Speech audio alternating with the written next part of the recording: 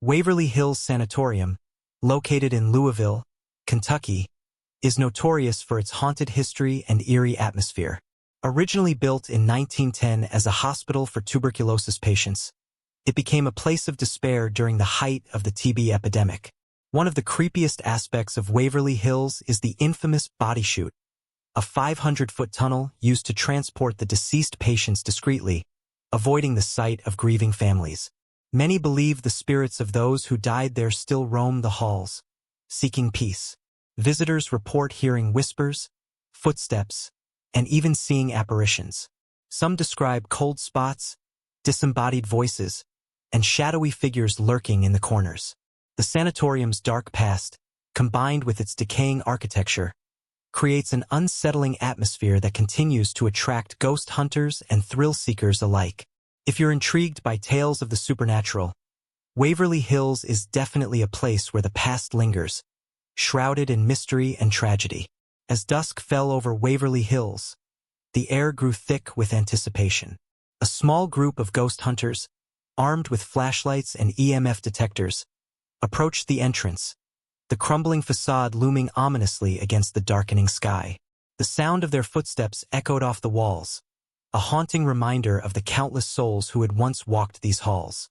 Inside, the atmosphere felt heavy, as if the very walls were saturated with the pain and sorrow of those who had suffered within. They made their way to the infamous patient rooms, the peeling paint and rusted metal beds a stark contrast to the laughter and hope that once filled the sanatorium. As they entered room 502, legends of a nurse who had taken her own life there hung in the air. Some claimed to feel her presence, a sorrowful spirit wandering, forever bound to the place of her torment. The team set up their equipment, eager to capture any evidence of the supernatural. Suddenly, a chill swept through the room, causing the hair on the back of their necks to stand on end. One of the hunters pointed his flashlight toward a dark corner, where a shadow seemed to move. "Did you see that?" he whispered, his voice barely audible. They continued their investigation, moving deeper into the heart of the sanatorium, where the whispers of the past grew louder.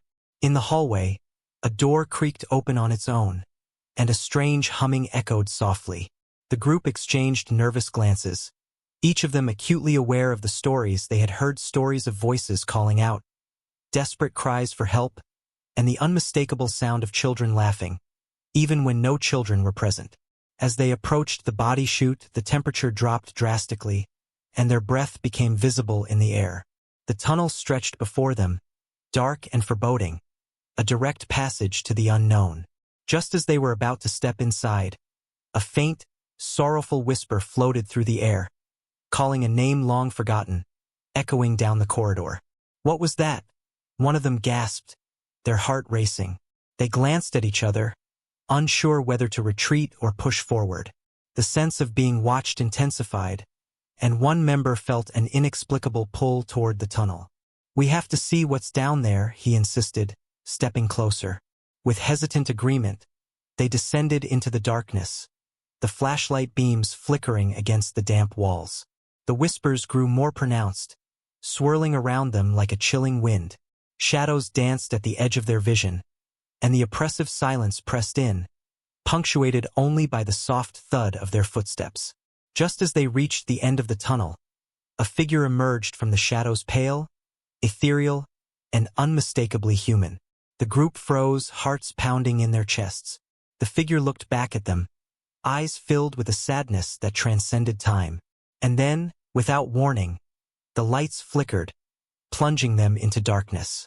The whispers crescendoed into a cacophony of voices, each one pleading, each one filled with the anguish of lives cut short. What had they awakened in the depths of Waverly Hills? In the sudden darkness, panic set in. The hunters scrambled for their flashlights, their breaths quickening as they realized they were no longer alone.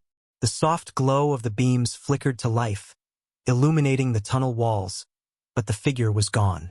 They exchanged anxious glances, their hearts racing in the oppressive silence that enveloped them. "What was that?"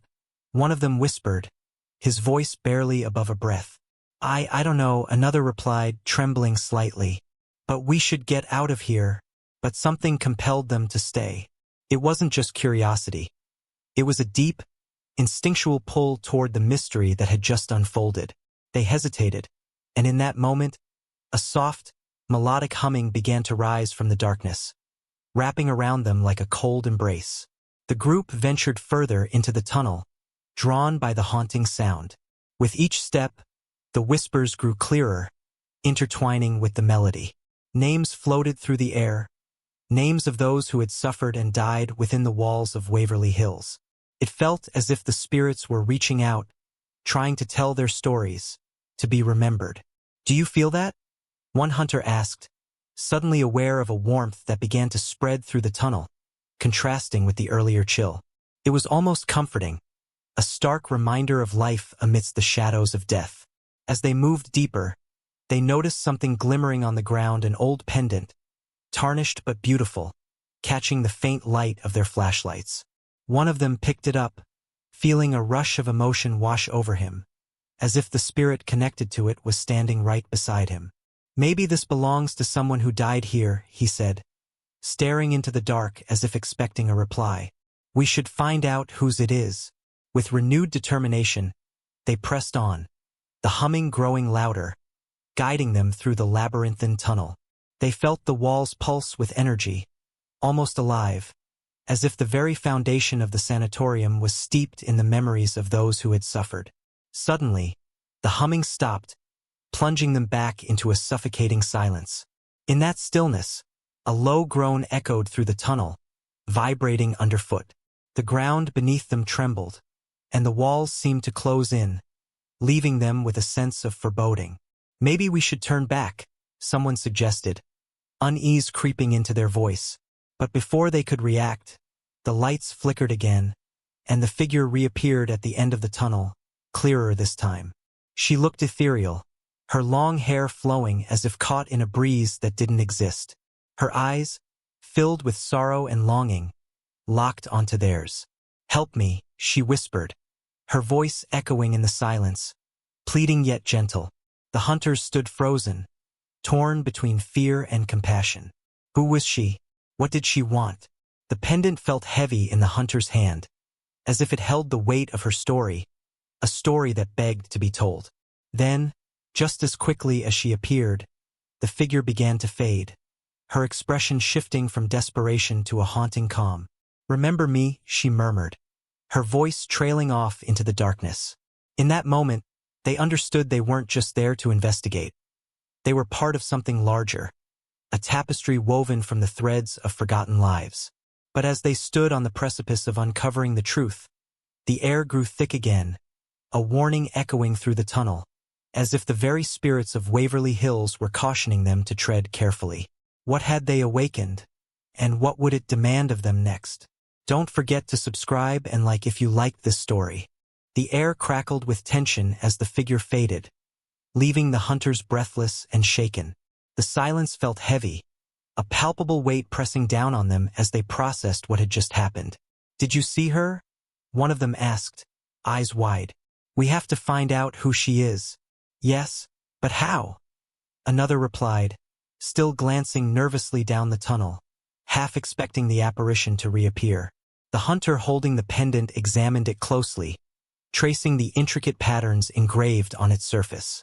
"There might be something in the records about this," he said, determination flickering in his voice. "If we can figure out who she was, maybe we can help her." With a shared sense of purpose, they made their way back toward the sanatorium's main building. The echoes of their footsteps seemed amplified in the eerie stillness, the oppressive air following them like a shadow. As they entered the main hall, the flickering lights cast ominous shadows that danced along the cracked walls. Dust motes floated in the beams of light, and the musty smell of decay hung in the air. They hurried to the old library, a room filled with remnants of the past. Books, ledgers, and forgotten artifacts of lives once lived. They scoured the shelves, their hands trembling as they searched for any clue that might connect to the pendant. Amidst the dust and cobwebs, one of them pulled out a leather-bound journal, its spine cracked and fragile. Inside, the pages were filled with names, dates, and stories accounts of the patients who had passed through Waverly Hills, their hopes, dreams, and tragic ends. As they flipped through the pages, one name stood out: Evelyn Carter. The name felt familiar, almost like a whisper from the past. They read on, discovering that Evelyn was a young nurse who had devoted her life to caring for patients, but had succumbed to the very disease she fought against. Her story was filled with dedication, heartbreak, and ultimately, despair. "That's her," one of the hunters exclaimed, pointing at a passage describing her life and her untimely death. "She died in room 502. The room suddenly felt colder, and the shadows seemed to gather around them, as if reacting to their revelation. The energy in the air shifted, and a soft breeze swept through the library, stirring the pages of the journal as if urging them to continue. "What does it say about her?" someone asked, peering over the hunter's shoulder. As they read deeper, they learned that Evelyn had worn a locket, a cherished keepsake that held a picture of her family. It had been lost the day she died, a last remnant of her life that had slipped through the cracks of time. "That must be the pendant," the hunter realized, holding it up as if it were a beacon. "We need to return it to her." But just as they spoke, a loud crash echoed through the hall, shaking the very foundations of the sanatorium. The lights flickered wildly, plunging them into darkness for a moment longer than before.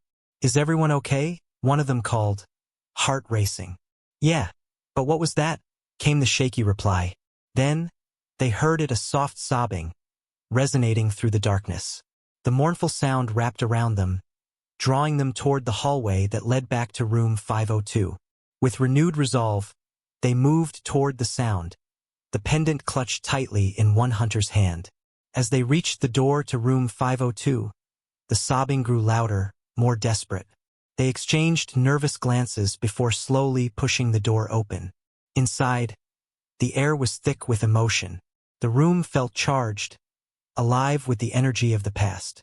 Shadows flickered across the walls, and in the dim light, they could see the outlines of the furniture, long abandoned but not forgotten.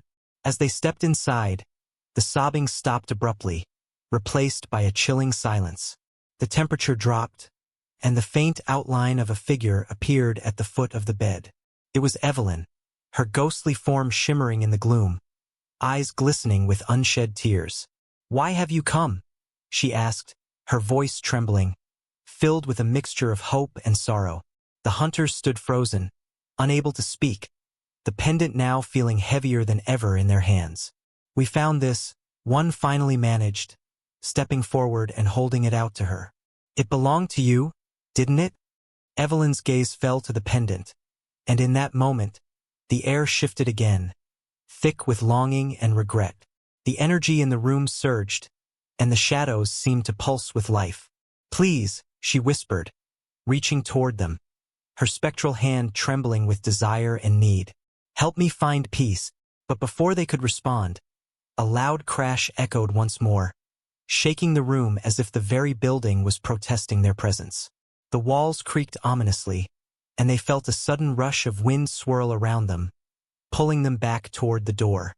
"Stay with me," Evelyn cried, her voice rising above the chaos, desperation etched across her face. As the shadows deepened and the room began to dissolve into darkness, the hunters realized they were at a crossroads. Would they fulfill Evelyn's wish and help her find peace? Or would they be swept away by the turmoil of Waverly Hills, becoming yet another part of its tragic history? The hunters felt a surge of panic as the room seemed to warp and twist around them. Evelyn's eyes glimmered with an intensity that both drew them in and terrified them. The cold wind whipped through the room, and the walls groaned, as if the very structure of Waverly Hills was protesting their intrusion. "Evelyn," one of them shouted over the cacophony, "we're here to help you. We just need to know what to do." Her form flickered, caught between this world and the next, but her voice was steady, filled with a haunting resonance. "I am tethered to this place by the memories of those I cared for. The locket holds my essence. Without it, I cannot rest. Please, return it to me." The urgency in her voice cut through the chaos, and the hunters exchanged determined looks. They had to help her.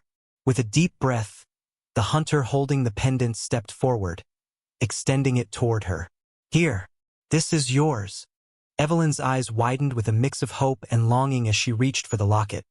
But just as their hands nearly touched, a fierce gust of wind surged through the room, knocking them off balance. Shadows coalesced into a dark form, a menacing presence that seemed to materialize from the very walls, blocking Evelyn's path. And oh! The dark figure roared, its voice echoing like thunder. "You cannot release her. She is mine." The hunters staggered back, heart pounding as the malevolent energy filled the room. Evelyn's expression shifted from hope to fear, and she looked at them, pleading, "You must fight it. Please, don't let it take me." With a newfound sense of urgency, the hunters gathered their courage.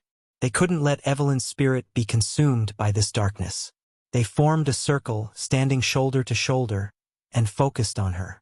"We believe you," one shouted, his voice steady despite the terror swirling around them. "We believe you deserve peace." As they chanted these words, they felt a warmth spread through their bodies, a protective energy that seemed to radiate from their shared conviction. Evelyn's ghost flickered, her form becoming clearer and more defined. "Together," she urged, her voice rising above the tumult. "Together, we can banish it." The dark figure hissed, twisting and contorting as if trying to hold onto its power. "You are fools," it spat, the room shaking with its fury. "You cannot save her." But the hunters pressed on, channeling their energy into a beam of light that shot toward Evelyn. She smiled, a glimmer of hope shining in her eyes as the locket hung suspended in the air between them. With a surge of determination, they pushed their thoughts outward, imagining a world free from suffering, a realm where spirits could find peace. The energy in the room intensified, and the shadows began to writhe and recoil, as if repelled by their light. "Evelyn, reach for it," one of them cried, desperate for her to grasp the locket. She stretched her hand toward the pendant, and the darkness around them thrashed violently, letting out a bone-chilling howl. Just as her fingers brushed the metal, the shadows screamed, "No!" In an explosive burst of energy, the locket glowed with an otherworldly light, and Evelyn's spirit surged forward, merging with it. The room erupted in a blinding flash, and the oppressive weight lifted, replaced by a sense of warmth and peace. As the light began to fade, the dark figure dissolved into nothingness, its presence banished. The hunters shielded their eyes, and when the brightness finally dimmed, they found themselves back in the library, the journal open before them, the pendant now glowing softly in their midst. Evelyn was gone, but the air felt lighter, and a profound stillness settled over the room. It was as if the sanatorium itself had exhaled, freed from a burden that had long been held within its walls. But as they caught their breath, they heard a faint whisper, soft yet distinct. "Thank you." The words echoed through the library, a gentle reminder of the connection they had forged. The hunters exchanged glances, their hearts still racing. They had succeeded in helping Evelyn, but they sensed that Waverly Hills still held many secrets, stories waiting to be uncovered. Determined to honor her memory, they knew their journey wasn't over. There were countless other souls trapped within these walls, and it was their mission to seek them out, to listen to their stories, and to help them find peace. As they gathered their things and prepared to leave, a new resolve filled the air.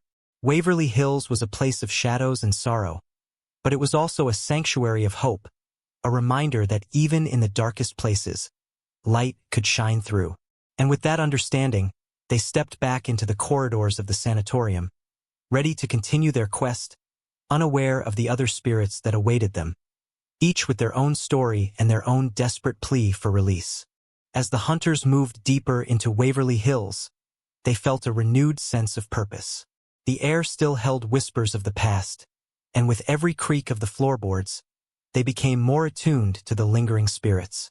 In the following hours, they uncovered more stories, each patient's life woven into the fabric of the sanatorium. They held vigils in forgotten rooms, sharing the memories of those who had suffered and died there. Each time they honored a spirit, a calmness enveloped the space, and another presence would fade peacefully into the ether. Eventually, they reached the old children's ward, where laughter had once echoed. There, they found the spirit of a young girl, her eyes bright but filled with longing. Through tears and stories, they helped her remember joy, and as they handed her a small toy they'd found in the rubble, her spirit smiled and slowly faded away. With each release, the weight of the sanatorium lightened. As dawn broke over the horizon, the once oppressive atmosphere transformed into one of serenity. They stepped outside, the morning sun bathing them in warm light, and they knew their mission was just beginning. Waverly Hills still held many secrets, but now they felt equipped to face them armed with compassion and a commitment to honor every lost soul they encountered. Together, they walked away from the haunted halls, united by their experiences, forever changed by the echoes of the past they had set free. Don't forget to subscribe and like if you liked this story.